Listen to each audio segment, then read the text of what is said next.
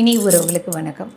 உங்களை பார்த்து யாராவது உன்னால் எதுவுமே முடியாது, உனக்கு இந்த சாமர்த்தியம் பத்தாது, அவனுக்கு இருக்கிற அளவுக்கு ஸ்மார்ட் இவனுக்கு கிடையவே கிடையாது, ஒரு வேலையை உருப்படியாக செய்ய தெரியாது, ஒரு விஷயத்த நல்லா பேச தெரியாது, நல்ல மார்க் எடுக்க முடியாது, ஏதாவது உங்களை பற்றி மட்டம் தட்டிக்கிட்டே இருக்கிற ஒரு ஆள்கள் உங்களோட கூட இருக்காங்களா? அப்போ இந்த வீடியோ உங்களுக்காக தான். ஏன்னா உங்களுடைய அம்மாவோ அப்பாவோ நம்ம யாரை அண்ணாந்து பார்க்குறோமோ அவர்கள் வாயால் நம்மளை இவனுக்கு இது முடியாது, இவனுக்கு எந்த சாமர்த்தியம் பத்தாதும்போது நமக்குள்ள நிறைய இன்ஃபீரியாரிட்டி காம்ப்ளெக்ஸ் சேர்ந்து சேர்ந்து சேர்ந்து ஆமா நமக்கு அவ்வளவுக்கு ஸ்மார்ட் இல்லை, இவன் அளவுக்கு என்னால மார்க் வாங்க முடியல அப்படிங்கிற நிறைய சேர்ந்து நம்ம ஒரு ஒன்றுக்கு ஆகாதவர்கள் போல இருக்கு, we are fit for nothing அப்படிங்கிற மாதிரி ஒரு எண்ணம் சேர்ந்துக்கிட்டே வரும். இது நிஜமா உண்மையாலுமே நமக்கு சாமர்த்தியம் பத்தலையா, அறிவு பத்தலையா, திறமை பத்தலையானா கிடையவே கிடையாது. ஒரு பெரிய சாதனையாளராக பிறந்தவங்க நீங்க, வெறும் வாய்வார்த்தை கிடையாது. இது மிகப்பெரிய சைக்காலஜி இதுக்கு பின்னால இருக்கு. என்னன்னு கேளுங்க. அதாவது எந்த மனிதனை பார்த்தாலும் ஒருத்தன் திறமை ஜாஸ்தி இவனுக்கு கம்மின்னு இல்லை,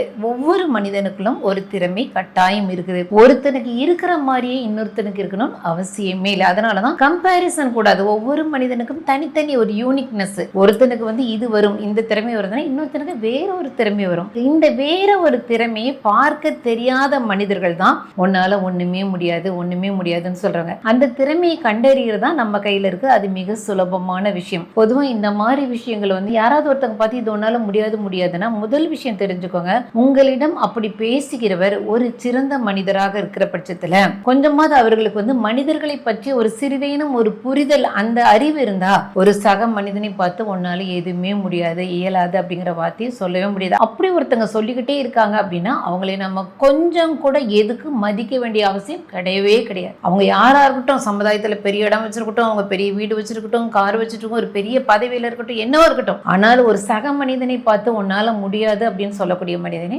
நம்ம அவங்கள ரெஸ்பெக்ட் பண்ணணும் அவசியம் இல்லை.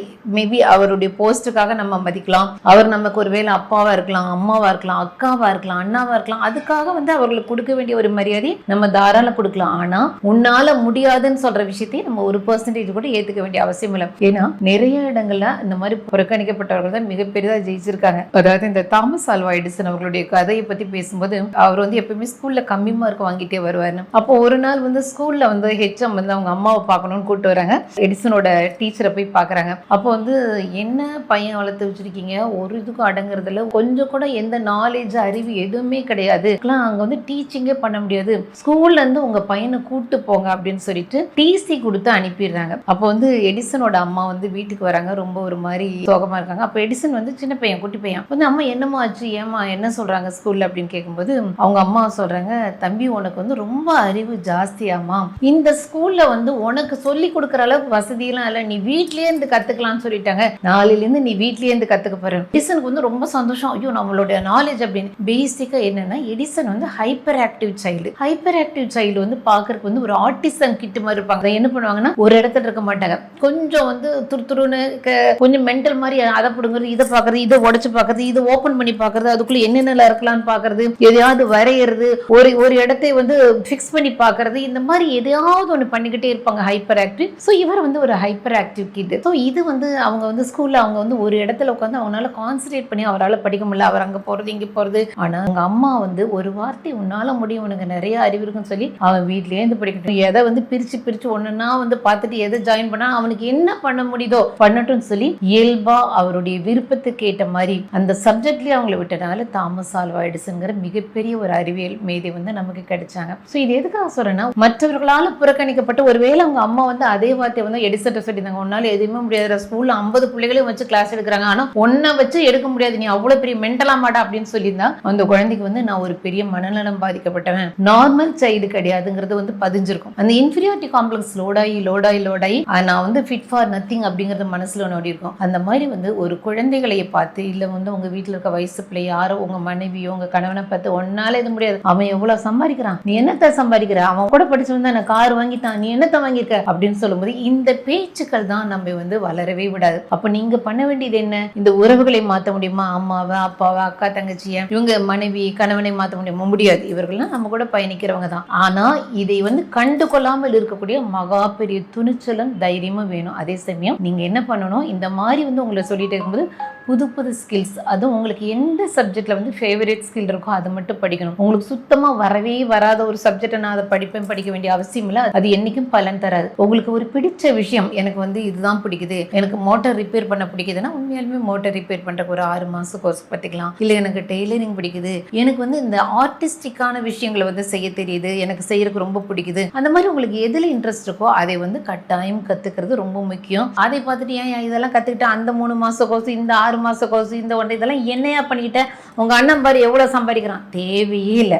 நீங்க வந்து உங்களுக்கு பிடிச்சதை யாரையும் கண்டுக்காம கத்துக்கிட்டுருங்க. அதே சமயம் வந்து ஸ்கூல் படிக்கிற பையனா இருந்தா உங்களுக்கு எது முடியுமோ அந்த சப்ஜெக்ட்ல காம்படிஷன் நடந்துக்கும் போது கட்டாயம் கலந்துக்கோங்க. அதாவது இப்ப நீங்க வந்து ஒரு நல்லா ஓடக்கூடியவங்க, அப்போ வந்து ஒரு ஓட்டப்பந்தயம் கலந்துக்கோங்க. அதுல ஜெயிக்கிறீங்க, 3வது இடத்துக்கு வரீங்க, இல்ல வந்து நீங்க தோத்துட்டு நீங்க கடைசி இடத்துக்கு வந்தீங்க, ஆனா கலந்துக்கோங்க. இல்ல எனக்கு வந்து டிராயிங் வரும், டிராயிங் காம்படிஷன்ல கலந்துக்கோங்க. எனக்கு பாட வரும், சிங்கிங் காம்படிஷன்ல கலந்துக்கோங்க. எனக்கு நடிக்க வரும், டிராமாக்கள்ல வந்து நானும் சேர்ந்துக்கிறேன், சார்கிட்ட சொல்லுங்க. ஆனா எல்லாமே நான் வந்து செய்யணும்னு பேரை கொடுங்க, பேசுங்க, ஸ்பீக் அவுட் பண்ணுங்க, முன்னால வாங்க. அமைதியாக இருக்கிறது, பின்னால இருக்கிறது, இன்ஃபீரியாரிட்டி காம்ப்ளெக்ஸோட நான் ஒரு நிறைஞ்சவன், அதனால நான் யாருக்கிட்டையும் பேச மாட்டேன்னு சொல்லி இன்ட்ரோவர்ட்டா இருக்கிறது, அந்த மாதிரி இருக்கிறவங்களே சமுதாயம் வந்து ஒதுக்கிறோம். அதான் சொல்லுவாங்க, காலை ஆட்டிக்கிட்டே உட்காரணும், இல்லைன்னா போனான்னு புதைச்சிருவாங்க. சமுதாயம் அப்பேற்பட்ட சமுதாயம். அப்போ வந்து நீங்க போங்க, நீங்க போய் எல்லா காம்படிஷன்ல கலந்துக்கோங்க. அதுல தோத்தாலும் பரவாயில்ல, ஆனா உங்களுக்கு விருப்பமான, உங்களுக்கு வரக்கூடிய காம்படிஷன்ல கலந்துக்கோங்க. இப்போ எனக்கு டான்ஸ் விட்டு போட்டாலும் வராதுன்னா நான் போய் டான்ஸ் காம்படிஷன்ல கலந்துக்க வேண்டிய அவசியம் இல்ல,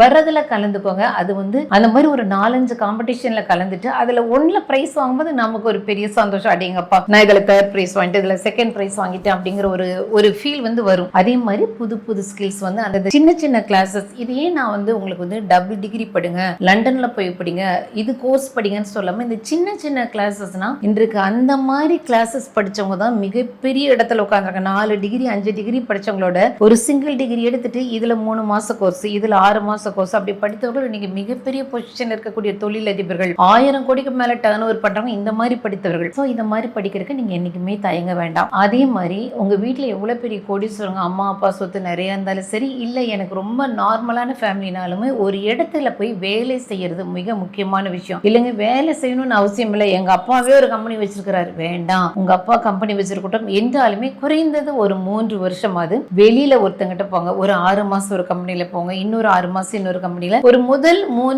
முதல் 2 வருஷத்துக்கு ஒரு கம்பெனியா ஒரு 3 கம்பெனிகளை மாத்தி செய்யும்போது ஒரு பணம் சம்பாதிக்கிறது எவ்வளவு கஷ்டம். பொது இடங்கள்ல நிறைய தொடர்பு, அங்க நடக்கக்கூடிய அவமானங்கள், அசிங்கம், கேவலம், இது எல்லாமே நமக்கு ரொம்ப யூஸ்ஃபுல்லா இருக்கும். என்னங்க இதுன்னு சொல்லிட்டு போய் அவமானப்படு, அசிங்கப்படு அப்படின்னு சொல்றீங்க, என்னங்க இதுக்கு தான் இவ்வளவு நேரம் பேசுனீங்களா அப்படின்னு கேட்டீங்கன்னா, ஒரு மனிதனை மிகச்சிறந்த மனிதனாக மாற்றுவது அவன் அடைந்த மிகப்பெரிய அவமானம், மிகப்பெரிய அசிங்கம், மிகப்பெரிய கேவலம். யாரெல்லாம் வந்து கடந்து வந்தாங்களோ அவங்க தான் ரொம்ப ஸ்ட்ரென்த்தா, ரொம்ப போல்டா, தீட்டப்பட்ட வைரம் போல வெளிவருவாங்க. இந்த எதுவுமே அனுபவிக்காம நான் வீட்டுக்குள்ளேயே கூண்டுக்குள்ளேயே இருக்கிறேன்னு சொல்லிட்டு அந்த வீட்டுக்குள்ளேயே இருந்துட்டு அப்பா கொடுக்குற சோறு சாப்பிட்டு அப்பா கம்பெனியில வேலை, வேண்டவே வேண்டாம். வெளியில போங்க, எக்ஸ்ப்ளோர் ஆகுங்க. இது நல்லதோ கெட்டதோ வந்து இதெல்லாம் போங்க. அப்புறம் வந்து ஒரு 2 வருஷம் நீங்க வேலைக்கு போன பின்னால அப்புறம் உங்களுடைய துறையை வந்து நீங்க தேர்ந்தெடுக்கலாம். நான் இதுவா போகணுமா, அதுவா போகணுமா, எதுவோ எப்படி இருந்தாலுமே வந்து உங்க எல்லாருக்கும் நான் சொல்றது, இதை பார்க்கக்கூடிய இளைஞர்களோ பெண்களோ திருமணமானவர்களோ யாரா இருந்தாலும் சரி, நம்மளை பார்த்து உன்னால இது வராது, உனக்கு இது வராதுன்னா அது ஒரு நாளும் அவர்களை மதிக்க வேண்டாம். ஒரு நிஜமாலுமே ஒரு சிறந்த மனிதன் மற்ற சக மனிதனை பார்த்து அப்படி சொல்லவே மாட்டாங்க. அப்படி சொல்றாங்கனால அது அவங்களுடைய தராதரத்தை வந்து அது காமிக்கிறாங்க. அந்த மாதிரி மனிதர்களை நம்ம மதிக்கணுங்கிற அவசியமே கிடையாது. இந்த சமுதாயம் மிக மோசமான சமுதாயம். இதுல வாழும்போது நம்ம வந்து ரொம்ப தைரியமா, ஸ்ட்ராங்கா, போல்டா, விவரமா, எல்லாத்துலயும் பூந்து புறப்பட்டு எதுனாலும் நான் செய்வேன் அப்படிப்பட்ட ஒரு நபராக இருக்கிறது வந்து ரொம்ப முக்கியம். அந்த மாதிரி இருக்கும்போது நீங்க ஒரு சக்சஸ்ஃபுல் பர்சனா, குறிப்பா ரொம்ப சந்தோஷமான பர்சனா, ஒரு செல்ஃப் ரெஸ்பெக்ட் உள்ள பர்சனா கட்டாயம் உருவாக முடியும். நன்றி, வணக்கம்.